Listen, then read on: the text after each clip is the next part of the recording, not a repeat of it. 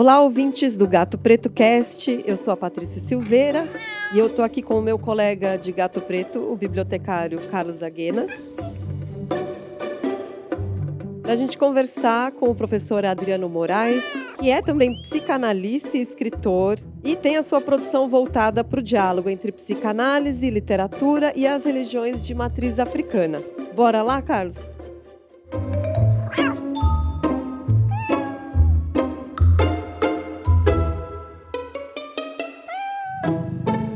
Olá a todos, Adriano, muito obrigado pela sua participação e pelo que a Patrícia nos contou, vocês já devem ter percebido, o Adriano tem muita história para contar. Então vamos começar do começo, Adriano. Como que você começou a ler? Olá aos ouvintes, Patrícia, Carlos, muito obrigado por me receberem aqui neste podcast. E aí, respondendo a sua pergunta, Carlos, como que eu começo na literatura? Foi me despertado esse desejo. Eu não tinha o hábito, a prática da leitura. E um professor me incentivou a buscar esse universo. E eu me lembro muito bem que a primeira dica que ele me deu foi que a leitura poderia colaborar para o meu crescimento pessoal, uma vez que ele entendia que eu era um estudante muito inteligente. A disciplina dele era história, e dentro da aula de história eu interagia muito com ele. E ele me despertou essa necessidade de me aprimorar um pouco mais, procurar a leitura. E aí eu fui procurar a leitura. Fui atrás de referências literárias para poder me aprimorar, mesmo sem entender aonde ela podia me levar. E o primeiro livro que eu li, por indicação de uma professora que trabalhava na sala de leitura, na biblioteca na época, foi o Jubiabá, de Jorge Amado. E ele me ganhou. Jorge Amado conversou comigo ali pelas letras, pelo escrito dele, e depois de Jubiabá, eu li toda a série de Jorge Amado, todos os livros dele, porque eu me vi dentro daquelas histórias. Foi assim que eu cheguei na literatura. Essa coisa da gente se ver dentro da história é muito importante, né? Eu vejo que isso é uma coisa que traz muitas pessoas, né? Para a leitura. E aí, bom, você disse que você leu, a partir daí você leu toda a obra, né, do Jorge Amado. E depois disso, como que foi o seu desabrochar a partir daí? Aí, Patrícia, a gente vai, né, buscando rotas e caminhos. E quando eu pus o pé no mundo acadêmico, na universidade, já vindo dessa construção de leitura, depois de Jorge eu li muitos outros autores, Agatha Christie, Sidney Sheldon, fui lendo um monte de autores. E quando eu chego na faculdade, eu já tinha isso muito forte em mim. E a academia pede sempre essas produções, né? A cada disciplina que você estuda tem que produzir algum material, algum conceito, algum pensamento. E aí eu comecei a me dedicar à parte da escrita. Porque ler, ok, já tinha sanado essa dificuldade, mas escrever não era um desafio que eu tinha pensado. E aí vem a importância da academia, de tanto produzir textos, referências, conteúdos de avaliação. Eu pensei, por que não começar a escrever? As minhas impressões e conversa com as pessoas. E foi aí que eu despertei o interesse pela escrita. Começar a escrever os meus pensamentos, como eu vi esses autores maravilhosos fazerem, que me encantava, assim, eu acho que eu consigo isso também. Eu me pus o desafio, dessa vez ninguém me desafiou. Eu me pus o desafio e fui começar a pensar como escrever. Que legal, Adriano. A gente percebe também que tem esse salto, né? Você começou como leitor, se tornou um leitor assíduo, e aí você começou a escrever, já é um passo além. Não é todo mundo que consegue fazer, né? Que dá esse salto. Eu mesma nunca tive coragem de nada muito autoral, assim, no máximo eu escrevo, mas nada assim, né? Agora, Você tem um livro, né? Agora, Fala mais. Adriano, só para entender, então, mas você teve uma produção acadêmica, né? A sua escrita foi nesse momento acadêmica. Começa na academia por conta dos próprios processos de aprendizagem, né? O professor toda hora solicitando um material, uma reflexão, mas até ali eram coisas ali das disciplinas mesmo, curriculares. Então eu precisei encerrar a academia, eu me formei em Ciências Sociais, e aí, após encerrar Ciências Sociais, fui para a pós-graduação e continuei escrevendo acadêmico, artigos, mas tudo para academia, pensando as disciplinas que eu estudava. E quando eu chego no mestrado, é esse momento. que eu já me sentia preparado para encarar algo maior. Porque a escrita, ela é rica, ela é desafiadora, mas ela também é uma potência muito grande de transmissão do seu pensar. E o que eu penso? O que eu quero que chegue às pessoas sobre o que eu penso? E aí começa o meu desafio de pensar o quê? Sobre o que eu vou escrever? E pesquisa daqui, pesquisa dali. Quando eu entro na psicanálise, a conta fecha. E quando eu comecei a estudar psicanálise, eu notei que muito do que se falava ali sobre os pensadores da psicanálise vinha de encontro às práticas das religiões de matriz africana. Eu, por ser um bandista há 35 anos, vivenciei muito do que a psicanálise fala estando dentro de um terreiro. Só que, como todo cidadão comum, eu nunca vinculei o que eu vivia e vivo dentro do terreiro com psicanálise. Nunca. E qual não foi a minha surpresa quando, pesquisando o mercado, eu não encontrei obras dessa junção. Não tinha nada, nada, nada, nada. E foi daí que eu encontrei o meu desafio e o que dizer, o que levar para as pessoas. Unir ciência, que é a psicanálise, com os saberes dos terreiros. E esse casamento deu muito certo para minha felicidade. E aí, voltando àquele momento onde eu era um leitor iniciante que não tinha paixão por leitura, o que eu pensei de imediato? Preciso criar uma obra que transmita o meu pensamento, mas que também não canse as pessoas numa leitura muito maçante. E pensando nessa lógica, eu idealizei o livro Terreiros da Mente. Que no Terreiros da Mente nós temos 72 páginas, que nada mais é do que uma introdução para esse meu pensar. Então qualquer pessoa pode pegar Terreiros da Mente, folhear 72 páginas, que ele ou ela vai entender um pouco mais como é que essa junção acontece. O que tem de psicanálise dentro do terreiro de Umbanda, de Candomblé, da Jurema, do Xangô, dessas nominações, e o que tem de terreiro dentro da psicanálise. E aí a minha conta fechou. Achei o meu caminho, achei a minha rota, e depois de Terreiros da Mente, surgiu a série de obras que eu fui elaborando com cuidado, com capricho, para trazer ao grande público essa reflexão. Uma coisa que eu acho curioso, que assim, a gente sabe que, em geral, as tradições africanas são de tradições orais, né? Oralidade. E você trouxe esse universo para conversar com a psicanálise no texto escrito. Como é que é isso? Então, que é um grande desafio também. Pensando na tradição da cultura negra, das religiões de matriz africana, a oralidade é o centro, né? Porque essa transmissão de geração para geração. Isso não só nos terreiros, mas também no cerne das próprias famílias negras, né? Que uma geração vai passando para outra. Pouquíssimos casos de registro literário, que você sabe, eles são colocados no papel. E também se tornou um desafio porque, segundo algumas vertentes da cultura negra, o que é de oralidade deve permanecer na oralidade. Não vamos divulgar isso de outra forma. E eu sempre destoei disso, porque eu sempre fui questionador. Por que disso? Por que daquilo? Por que tem que ser desse jeito? Por que não pode ser de um outro jeito? E nesse processo, nesse exercício, eu também percebi que o não escrito não era simplesmente por causa da transmissão da cultura oralidade, era também por falta de preparo dos membros dessa comunidade para praticar a escrita. Nós temos hoje um exemplo muito claro, Conceição Evaristo, que agora, aos 80 anos, que está aí desabrochando, mostrando ao que veio, mostrando o seu potencial, o seu conhecimento. Então, Conceição, aos 80 anos, é um exemplo exato dessa falta, né, dessa questão de alguns membros da comunidade não exercitarem a escrita. E não porque não queiram, porque nunca foram incentivados para. Então eu posso dizer que eu estou um tom fora da curva porque eu fui incentivado pelo professor, pela professora da sala de leitura, por muitas pessoas que eu conheci na minha rota.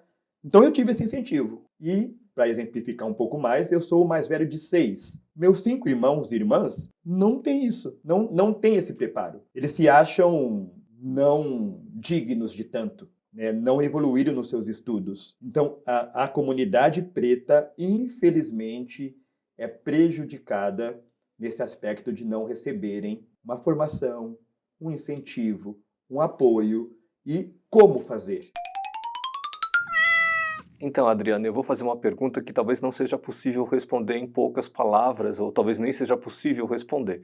Mas eu vou fazer essa pergunta que é o que está precisando ser perguntado. Qual que é a visão psicanalítica dessa tradição dos terreiros? Qual que é a visão psicanalítica? Olha, Carlos, excelente pergunta. Eu realmente não tenho uma resposta exata, mas pela experiência que eu vivo, o que temos é a leitura de uma psicanálise eurocêntrica, que é a sua origem. Freud, quando idealiza essa ciência, ele o faz através de uma visão eurocêntrica do território onde ele vivia. E uma visão eurocêntrica, é possível fazer uma leitura de uma tradição não eurocêntrica? Não é possível. Se o sujeito não tem essa vivência, ele não vai conseguir interpretar as dores de um sujeito preto, que é o que propõe a psicanálise, né? Vamos entender as dores, vamos entender os acontecimentos, para interpretar onde esse sujeito pode chegar. Se esse especialista em psicanálise não tem essa vivência,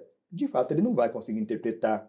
Quando eu digo que não tenho uma resposta exata, mas que eu entendo o teor da sua pergunta, é porque neste processo de divulgar o Terreiros da Mente, eu tive inquisições. Mas por que você está falando de psicanálise dentro de terreiro? A psicanálise não comporta abraçar essa ou aquela religião. Ela é a ciência. Logo, não estamos entendendo por que você está falando de psicanálise dentro de terreiros. E aí, logo ali na conversa, você vai sobrepondo, né, os questionamentos. É justamente por não termos uma psicanálise que interprete as dores da comunidade negra é que nós precisamos questionar. Esse é o meu propósito com o livro. Hoje você entende que é possível uma psicanálise brasileira para atender essas demandas que são muito da cultura brasileira? Totalmente. É totalmente possível. Para isso, basta apenas que as pessoas saiam da caixinha. Essa caixinha é a configurada no Centro Europeu e América. Então, eu penso porque está dentro dessa caixinha. Se sairmos dessa caixinha, a gente vai conseguir compreender que os saberes ancestrais, negros, de povos originários, de outras etnias, cabem também dentro da leitura da psicanálise. É possível, mas alguém precisa provocar esse debate. Alguém precisa trazer isso à cena, para que ela se torne, futuramente, a psicanálise não apenas eurocêntrica, mas a psicanálise universal, que entende todas as línguas, entende todas as dores, entende todas as linguagens. Se ela for exercida por membros representativos dessas comunidades, melhor ainda. Mas se não for possível, os praticantes dessa ciência precisam abrir essa caixinha e enxergar esse todo. Adriano, e essa sua experiência com abrir essas caixinhas, abrir caixinhas mentais, eu imagino que isso deva a muita leitura também, né? O que agora, então, quais são os autores, ou o que você acha interessante agora, como adulto, alguém que já está com uma outra formação, já tem mestrado, já escreveu livro, dadadã. Quais são os seus autores agora, assim? O que você acha interessante? Então, atualmente eu ando muito encantado pelo pensamento de Lacan. Jacques Lacan é meu autor assim de cabeceira, tudo que eu posso ler sobre ele eu tenho feito. Por conta do quê? O Lacan, dentro desse pensamento eurocêntrico, ele é um autor que tenta fazer essa aproximação, não direcionando exatamente para as questões étnicas, né? Mas ele tenta trazer essa leitura do humanizar, de humanizar o olhar, que é essa caixinha que nós estamos falando, né? Sai dessa caixinha um pouquinho, não é técnico apenas, né? Então, quando Freud aplica toda a teoria, toda a sua fundamentação, aquilo era técnico. E aí vem Lacan e traz um discurso que não, a gente precisa olhar com mais humanidade para estes por uma clínica. Então, Lacan, para mim, hoje é um foco de estudo muito grande por essa aproximação dele com o olhar do humano. Tenho tentado descobrir outros autores, mas, de novo, é uma atividade muito árdua, porque tudo que nós temos hoje disponível nas bibliografias, infelizmente, ainda mantém o olhar eurocêntrico. Na maioria dos autores, nós vamos apenas observar o olhar eurocêntrico. Uma leitura diferenciada, distante dessa visão euro, não encontramos, infelizmente. O Carlos nos traz a lembrança, né? Pena que não vem o nome dela à tona agora, da primeira psicanalista, uma mulher negra, que tentou dar start para esse trabalho, mas a questão novamente da academia que cerceia. Ela teve que ter um enfrentamento, um embate para fazer valer a sua leitura enquanto mulher negra dentro de um cenário de psicanálise eurocêntrica. E ela fez algum movimento, mas não conseguiu ir adiante. E aí nós temos uma interrupção de produções que a academia manteve o processo eurocêntrico. Quer falar de psicanálise? Muito bom que você fale, mas não saia dessa caixinha. Agora, Adriano, muito bem lembrado, a Conceição Evaristo, né, que na literatura ela traz um pouco dessa complexidade e mais profundidade a essa questão, né, assim, na literatura dela. Né, ela pensa de uma maneira mais profunda a condição da mulher negra, a questão do racismo, né?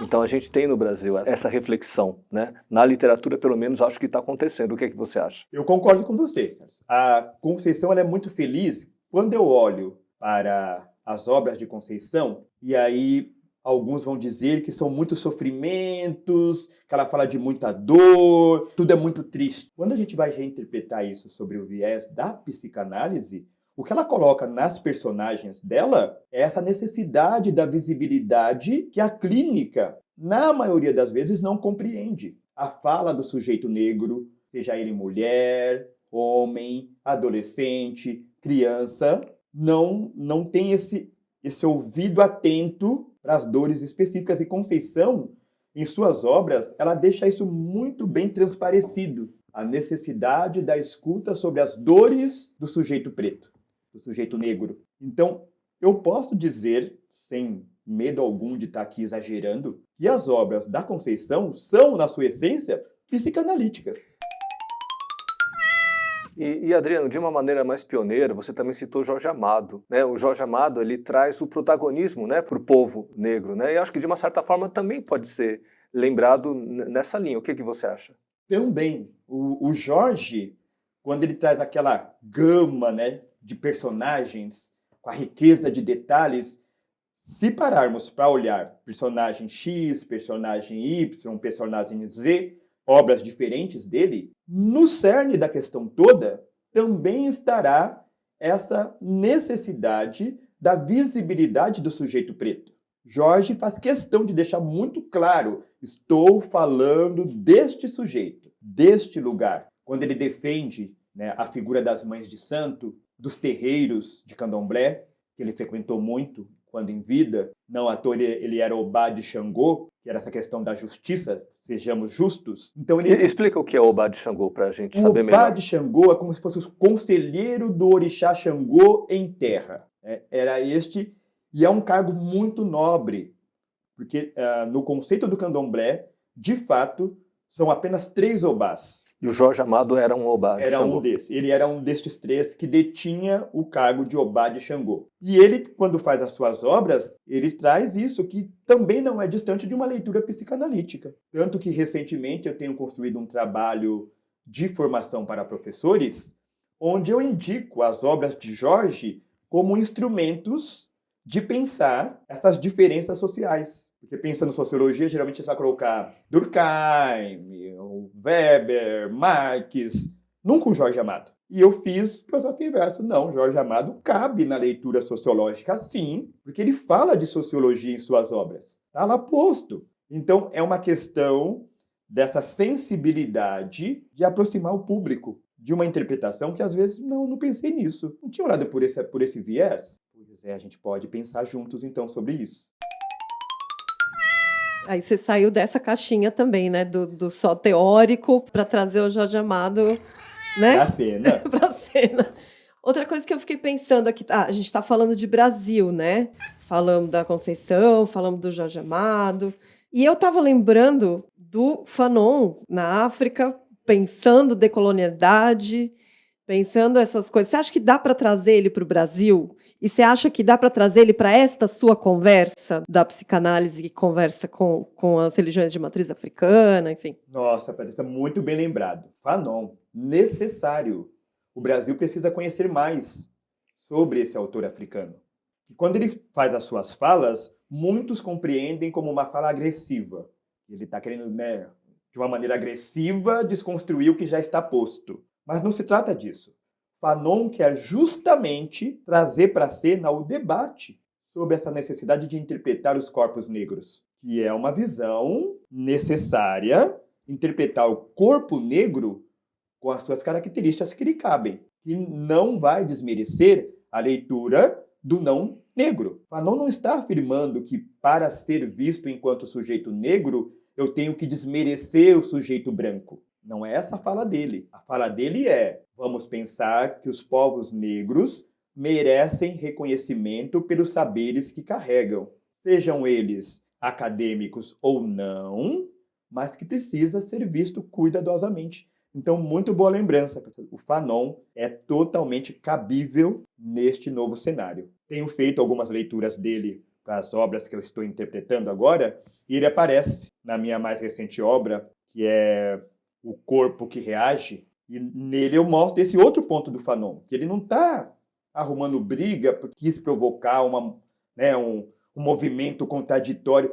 Não é sobre isso apenas, embora muitos façam essa leitura. Ele foi o revolucionário porque ele quer combater a política do europeu. Ele quer combater o sujeito branco, e aí ele prega uma revolta, que o sujeito preto tem que ser revoltado, que tem que se armar. Isso é muito perigoso, porque em literatura, na medida do possível, denunciarmos as fraquezas, mas de uma maneira reflexiva. Esse cuidado é muito urgente, é muito importante. E se você não souber colocar Fanon na cena, no debate, corre-se um grande risco de você pintá-lo como esse autor, né, que quer detonar. Ele quer, como diz o outro, tiro, porrada e bomba. Então a gente vai tomar esse cuidado e pensar que Fanon, na literatura, muito urgente ser revisto. Precisamos revisitá-lo, ver o conceito geral dele. Para muitos visitá-lo, né? Porque ele não é muito conhecido, eu acho, né? Aqui no Brasil, assim, infelizmente. É um cara brilhante. Adriano, a gente costuma fazer uma pergunta aqui para todos os nossos convidados, que é uma pergunta fundamental, porque a gente dá uma mapeada aí. O que o pessoal tem lido, o que o pessoal realmente considera, não é só tem lido, o que considera importante, fundamental. Você tem um livro de cabeceira, que é aquele assim que você fala, esse me acompanha, esse aqui é fundamental mesmo? Olha, Patrícia, essa sua pergunta é muito complicada de dizer mas eu vou manter aqui a minha fala, né, desde o início com ele, e eu vou trazê-lo de novo. Jorge Amado em O Sumiço da Santa. Sensacional! Eu leio e releio aquele livro, e a cada leitura que eu faço dele eu encontro alguma coisa nova, alguma coisa diferente que eu não vi na leitura anterior. Então eu deixo ele bem pertinho de mim, Jorge Amado, O Sumiço da Santa. Muito bom. E com isso, então, a gente vai encerrando aqui a nossa entrevista com o professor Adriano. Muito obrigada, professor. Fica aí a recomendação, então, Jorge Amado, né, gente? Vocês entenderam que Jorge Amado é importante. Vamos voltar a ler ele, por favor? Adriano, muito obrigado. Foi muito rico, viu? Foi muito rico ter conversado com você. Patrícia, Carlos, gratidão por essa conversa. A gente ficaria aqui horas falando, né, que é muito agradável mesmo. Foi bacana demais. Espero que os ouvintes aí se encantem, que desenvolvam cada vez mais a habilidade da leitura. E eu me coloco à disposição. Em lendo Jorge Amado e querendo alguma impressão, o professor Adriano fica à disposição. Podem me achar aí nas redes sociais, que a gente conversa sobre. Obrigado mais uma vez, gente.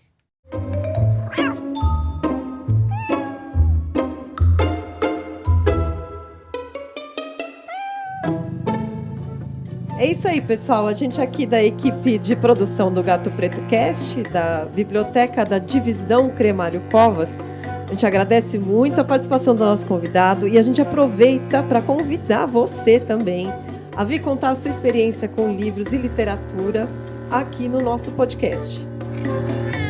É só entrar em contato pelo e-mail bibliotecacre@educacau.sp.gov.br. Valeu, gente. Até a próxima.